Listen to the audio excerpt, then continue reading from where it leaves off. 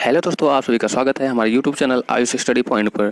तो आज हम बात करेंगे फिजिक्स का all most important derivation, class 12 का सीबीएसई बोर्ड का। दोस्तों इस वीडियो में हम बात करेंगे चैप्टर फर्स्ट से लेकर चैप्टर 12 का ऑल मोस्ट इंपॉर्टेंट डेरिवेशन, जो कि बोर्ड के लिए बहुत ही इंपॉर्टेंट है। ये दोस्तों बोर्ड में मिनिमम 25 से 30 मार्क्स के डेरिवेशन आते हैं। चलिए दोस्तों, अगर आप हमारे चैनल पर नए हैं तो कृपया चैनल को सब्सक्राइब कर लें, जिससे आने वाली वीडियो आपके पास तुरंत पहुँच जाए। अगर आप हमारे इंस्टाग्राम, फेसबुक, टेलीग्राम या ट्विटर से जुड़ना चाहते हैं तो आप आयुष स्टडी पॉइंट से जुड़ सकते हैं। दोस्तों अगर वीडियो आपको अच्छा लगे तो प्लीज़ लाइक करना ना भूलें, चैनल को सब्सक्राइब कर लें और अपने दोस्तों के साथ वीडियो को शेयर करें।